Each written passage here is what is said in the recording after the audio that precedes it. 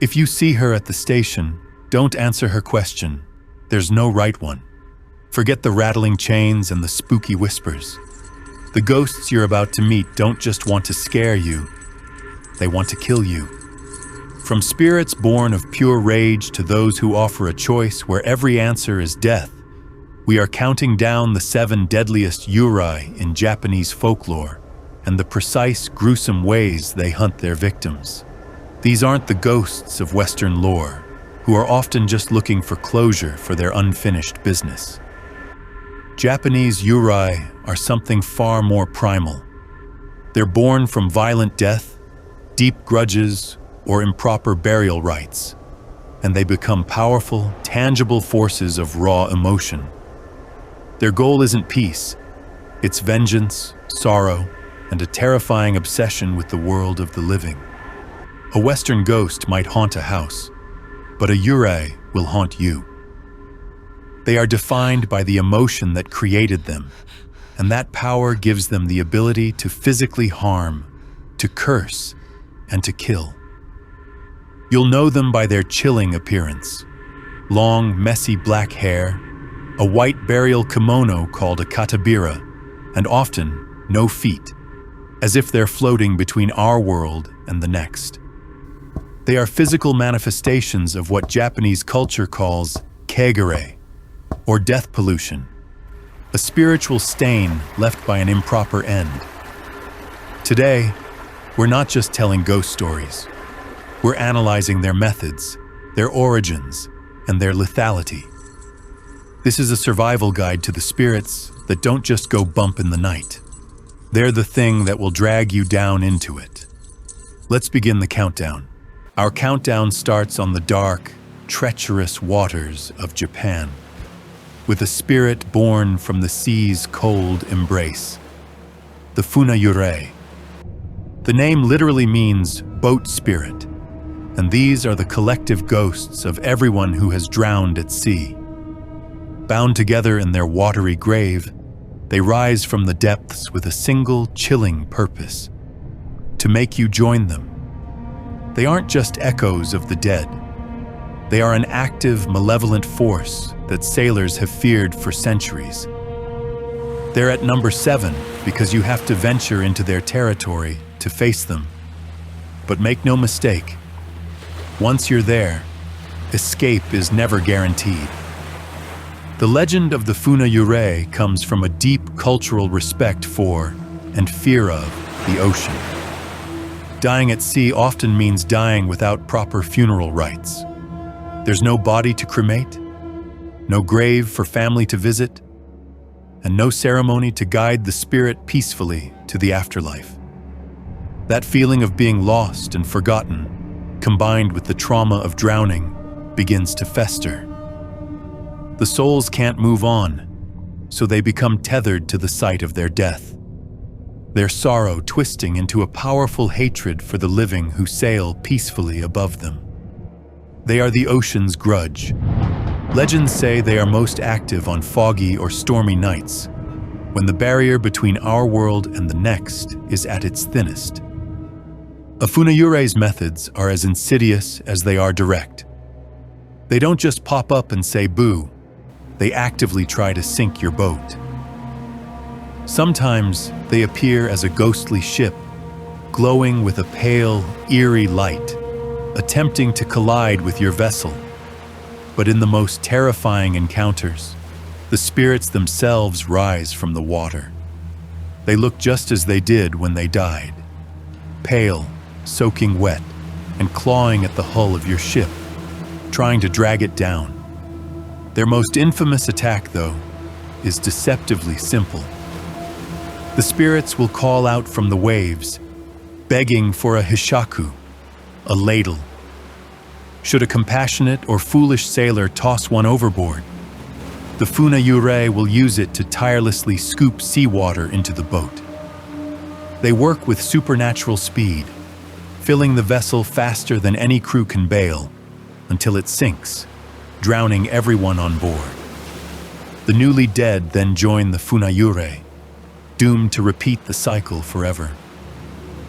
So how do you survive? Their lethality is high, but they do have weaknesses.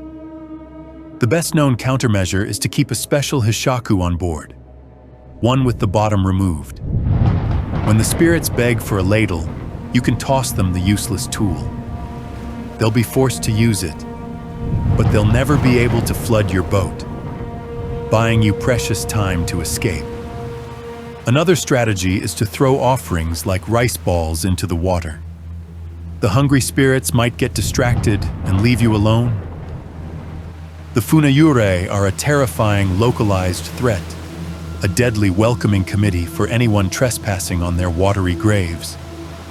They remind us that some places are best left to the dead. Coming in at number 6, we leave the open sea and enter a realm of eternal, gnawing torment. This isn't a ghost born of vengeance, but one created by its own greed in life. This is the Gaki, the hungry ghost. In Buddhist tradition, Gaki are the spirits of people who were excessively greedy, jealous, or gluttonous. As karmic punishment, they're reborn into a desolate wasteland where they are cursed with an insatiable hunger and thirst that can never be quenched. Their danger isn't a direct attack, but something far more insidious. They represent a spiritual decay capable of driving mortals to madness or possessing them in an endless quest for food. A Gaki's appearance is a grotesque reflection of its curse. They are depicted as skeletal beings with stick-thin limbs but grotesquely swollen bellies, a cruel parody of starvation.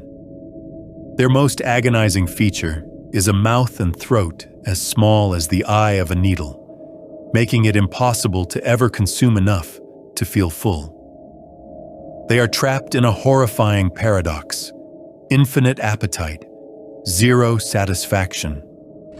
While Gaki primarily exist in their own realm, their suffering can bleed into ours. They are drawn to homes and kitchens by the scent of food they can never have. Their method of killing is a slow, parasitic corruption. A Gaki might attach itself to a person, often someone with their own greedy tendencies, and amplify those desires to a horrifying degree. The victim becomes consumed by an unnatural hunger, eating compulsively but never feeling satisfied, wasting away as the ghost feeds on their life energy, a process that can ultimately lead to death.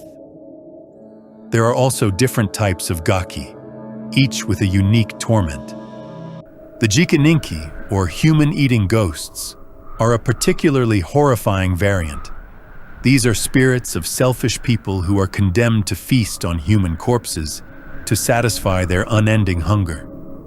A Jikaninki might haunt a graveyard, and anyone who wanders there at night risks being devoured, not by a monster, but by a cursed human soul desperate for a meal. The true danger of the Gaki is its psychological assault. They can invade dreams, inflicting nightmares of endless starvation, driving victims to madness. Possession is another terrifying possibility, where the spirit forces its host into acts of extreme gluttony and self-destruction until their body collapses under the strain. Surviving a Gaki is less about fighting back and more about spiritual cleansing. In Buddhism, it's believed that the living can help ease their suffering. During festivals like Obon, families leave out food and water offerings in a ceremony known as Segaki. This act of compassion can temporarily soothe the spirit's hunger and might persuade it to leave a victim alone. But for a serious haunting, you'll need a priest to purify the location. The lesson of the Gaki is a chilling one. Our own desires, left unchecked, can forge a hell not just for ourselves in the next life, but for others in this one. At number 5, we meet one of the most tragic spirits in Japanese folklore, the Ubume. This is the ghost of a woman who died in childbirth, or died while pregnant. Her spirit is bound to our world by an overwhelming maternal love and anxiety for the child she never got to raise. While her origin is profoundly sad, her desperation can turn deadly born from a ghostly instinct to care for her child at any cost. The story of the Ubume comes from a time when childbirth was incredibly dangerous. A woman who died during childbirth was seen as a tragedy, her soul unable to find peace. Her spirit, now a Yurei, would linger near her grave, forever caught in the final moments of her life, driven by a love that has nowhere to go. She often appears on dark, rainy nights, a sorrowful figure wandering by roadsides. The Ubume's deadliness is unsettling because it preys on your kindness. In one of her most famous forms, she appears as a normal woman cradling a swaddled baby. She'll approach you, her face etched with desperation, and beg you to hold her child for just a moment. If you agree, she vanishes. The baby in your arms then begins to grow heavier and heavier, an unnatural, supernatural weight. You find you can't let go. The weight increases until it becomes as heavy as a massive boulder, crushing you to death. Once you're dead, the bundle reveals its true form, not a child, but a large rock or a stone statue. In another variation, a ghostly Ubume will try to continue caring for the child that survived her death. There are tales of shopkeepers visited late at night by a mysterious woman who buys rice candy. She pays with what looks like real money, but in the morning, the shopkeeper finds only a handful of dead leaves in the cash box. If the shopkeeper follows her, they're often led to a grave where the woman vanishes, and the cries of a living baby can be heard from beneath the earth. The shock of realizing you've been interacting with the dead can be so profound, it proves fatal. A more sinister spirit, sometimes connected to the Ubume legend, is the Ubume, a child-snatching bird. This yokai flies through the night, stealing babies and smearing its poisonous blood on clothes left out to dry, which causes anyone who wears them to die in convulsions. Surviving an encounter with an Ubume is a delicate matter. If she tries to hand you her baby, Folklore advises you to be ready to hold on, no matter how heavy it gets. If you can bear the crushing weight until dawn, the curse may be broken, and you might even be granted supernatural strength as a reward. In the case of the shopping mother, the best thing to do is rescue the infant, give it a proper upbringing, and tend to the mother's grave with prayers. This compassion can finally give her spirit peace. The Ubume is a tragic killer, a ghost whose love is as deadly as any curse. Crawling into our number 4 spot is a much more modern urban legend, the Teke. Her name is an onomatopoeia for the teke sound she makes as she drags the upper half of her body along the ground. She's the vengeful spirit of a young woman who was cut in half by a train. She is a vision of pure, relentless aggression, a high-speed predator whose encounter almost always means a gruesome end. The most common story is about a schoolgirl, sometimes named Kashima Reiko, who fell or jumped onto a railway line and was severed at the waist by a train. In some tellings, the intense cold meant she didn't die right away. She lingered in agony, trying to crawl for help. This horrific death filled her with a burning rage, transforming her into a vengeful ghost with one goal: to find others and make them share her fate. The Teke's method of killing is brutally simple. She hunts you down. She haunts urban areas, especially train stations and lonely roads at night. Victims first hear the signature teke scraping noise. They dismiss it until it gets closer, and they turn to see the impossible sight of a legless torso hurtling towards them. Despite her injury, the Teke moves with terrifying speed. Some legends claim she can move over 150 kilometers per hour, easily fast enough to catch a fleeing person or even a car. Once she catches you, There's no trick question, just swift, bloody violence. She carries a sharp weapon like a scythe, and with a single powerful motion, she slices her victim in half at the waist, mimicking her own injury. In some versions, the fate of her victims is even worse. They are transformed into Teke themselves, cursed to join her horrifying hunt. You don't have to have wronged her. You just have to be in the wrong place at the wrong time. So can you survive her? The outlook is grim. Most stories agree that if you see her, you're already doomed. However, a few rumors offer a sliver of hope. One version, tied to the Kashima Reiko legend, says she might ask you, "Where are my legs?" The correct answer is supposedly, "On the Meishin Expressway." This is said to confuse her long enough for you to run. But these solutions are just whispers, offering little comfort when you're faced with a creature that can outrun a car. The Teke is a high-speed engine of mutilation, and her signature scratching is one of the last sounds her victims ever hear.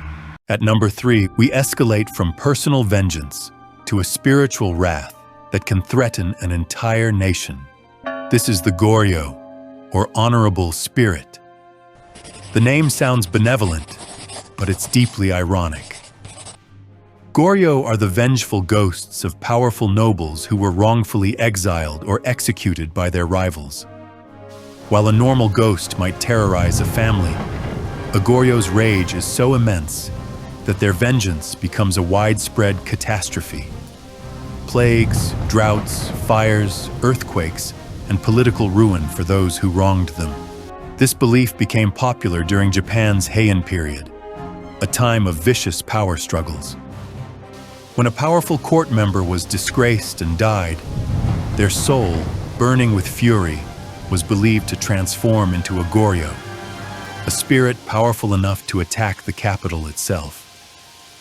These weren't just ghosts, they were vengeful deities.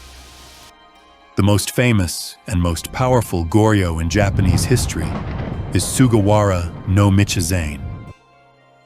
A brilliant scholar and official in the 9th century, Michizane was framed for treason by his rivals. He was exiled and died in despair in 903.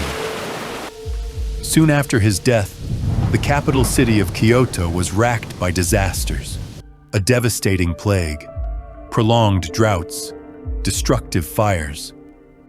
Then, the vengeance got personal.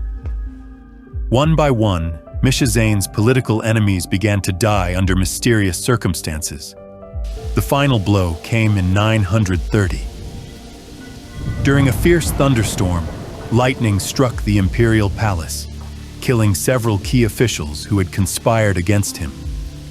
The court was paralyzed with fear, convinced that Michizane's vengeful spirit had become a god of thunder. A Goryō's way of killing is death on a societal scale.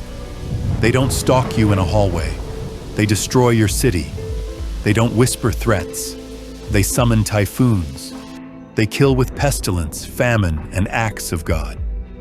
And that brings us to survival. You can't run from a Goryō. You can't fight it. The only way to survive is through appeasement on a national level. In Michizane's case, the terrified imperial court burned his order of exile and restored his rank.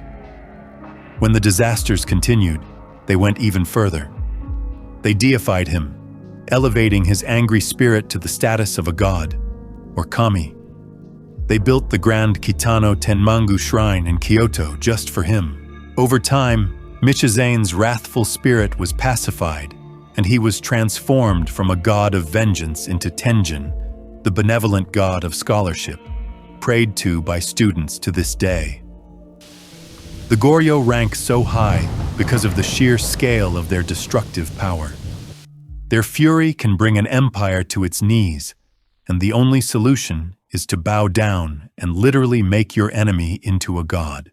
Creeping into the number 2 spot is perhaps the most famous of Japan's modern urban legends, a figure whose chilling question has haunted the national psyche for decades. This is the Kuchisake-onna, the slit-mouthed woman. She's the vengeful spirit of a woman who was brutally mutilated, her mouth sliced open from ear to ear. She now roams lonely streets, hiding her injury behind a mask, and approaches lone travelers with a question that has no right answer. Her deadliness lies in a terrifying, rigged game where any choice leads to violence. The classic story tells of a samurai's beautiful but unfaithful wife. To punish her, the samurai took his sword, sliced her mouth open, and screamed, "Who will think you're beautiful now?" Her soul returned as an Onryō, consumed by rage. In the late 1970s, fear of the Kuchisake-onna became so real that schools had children walk home in groups, and police increased patrols to calm the public. Her method is a masterclass in terror. She appears on a deserted street, wearing a surgical mask, a common sight that lets her blend in. She'll block your path and ask her simple, chilling question, "Watashi, Kirei? Am I pretty?" This is where her deadly game starts. If you say no, she kills you instantly with a sharp weapon, often a pair of scissors. So you should say yes, right? Wrong. If you say yes, she pulls down her mask to reveal a grotesque, bloody gash of a mouth, held open in a hideous, permanent smile. She then asks, her voice now menacing, "Core demo? Even like this? Now you're truly trapped." If you scream, show fear, or change your answer to no, she'll slice your own mouth from ear to ear, mimicking her wound. If you keep your cool and answer yes a second time, in some versions, she follows you home and murders you in your own bed, believing you're a liar. There is no correct answer. It is a logic puzzle designed for your doom. So how could anyone possibly survive? Her trap seems perfect, but over the years, urban legends have offered a few desperate solutions. One strategy is to give her a confusing, non-committal answer. When she asks if she's pretty, you can say, "Mama desu," which means you're average or so-so. The sheer unexpectedness of it is said to confuse her, giving you a few seconds to run.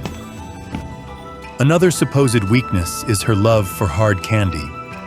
If you throw a handful on the ground, she'll be momentarily distracted, giving you a chance to escape. These are strange, desperate solutions, but they're the only hope against a spirit whose very interaction is a death sentence. We have arrived at the number one spot. The deadliest, most iconic, and most feared spirit in all of Japanese folklore. While many ghosts on this list are specific types of vengeful spirits, the top spot goes to the archetype itself, the Onryō. The term literally means grudge spirit, and it is the raw, concentrated essence of wrath made real. An Onryō is not just a ghost, it is a living curse. It's a being forged in such intense rage and hatred that its soul refuses to pass on. It remains in our world with one all-consuming purpose: to exact a terrible, drawn-out revenge on those who wronged it, and often on anyone unlucky enough to simply cross its path.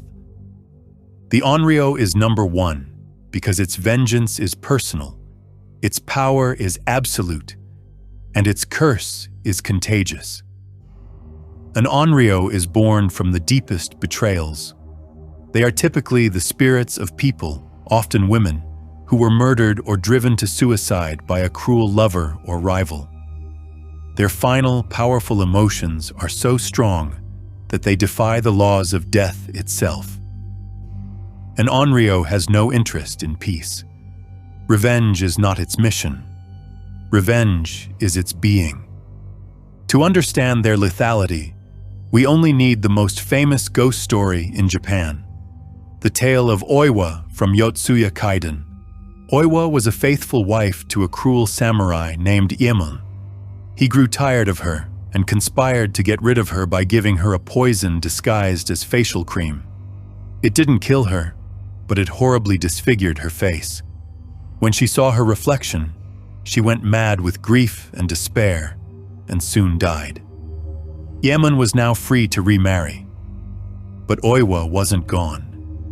She returned as an Onryō, and her vengeance was a masterpiece of psychological horror. On his wedding night, when Yurei lifted his new bride's veil, he saw Onryō's hideously disfigured face glaring at him. In terror, he drew his sword and decapitated her, only to realize he had just murdered his new wife. He fled, but Onryō's ghostly face appeared everywhere, in a lantern, in his dreams. She didn't just kill him. She dismantled his sanity piece by piece, tormenting him relentlessly until he was driven completely insane and met his own miserable end. This is the classic method of the Onryō. They are masters of psychological warfare. They don't just want you dead, they want you to suffer until death comes as a welcome release. And their curse doesn't end there. An Onryō's rage is so powerful, it can infect a physical place. The house where Onryō lived becomes a nexus of death. Anyone who enters is infected by the curse, which then spreads like a virus, creating an ever-widening circle of destruction. Surviving an Onryō is practically impossible once you are targeted. Their wrath is absolute. Appeasing an Onryō of this magnitude requires elaborate exorcism rituals, and even then, success is not guaranteed. The curse of Onryō is considered so real that to this day, actors and crews staging her story visit her grave to ask for permission, for fear that accidents, injuries, or even deaths will plague the production if they don't. The Onryō is the ultimate spiritual predator. It combines personal hatred with the destructive power of a plague. It's a ghost that doesn't just haunt you, it overwrites your reality with its own suffering until you are completely destroyed. It is the personification of a grudge that can never die, making it, without a doubt, the deadliest ghost in Japan. From the grasping hands of drowned sailors to the nation-breaking fury of disgraced nobles, the Yurei of Japan are more than just spooky stories. They are manifestations of our most powerful emotions: grief, rage, and vengeance, given lethal purpose. They are a warning from folklore that some wounds are too deep for death to heal, and some injustices will tear their way back into the world of the living to seek their own terrible balance. We've seen that the deadliest threats aren't always the ones that kill you quickly, but the ones that dismantle your world, your sanity, and your very soul. The Onryō, the Goryō, the Kuchisake-onna, they endure because they represent our deepest fears. Not just of dying, but of a death that solves nothing and a rage that never ends. They are a warning that the past is never truly dead, and sometimes it comes back to kill. So, what do you think? Which of these spirits terrifies you the most? Is it the inescapable choice from the Kuchisake-onna or the contagious curse of the Onryō? Let me know in the comments. We cross borders every week to find the stories that refuse to die. Subscribe and join us every Tuesday and Thursday for a new haunting from another corner of the world. Until next time, be careful on lonely roads. Be wary of strangers asking for help. And whatever you do, never break a promise to someone whose rage might just outlive them.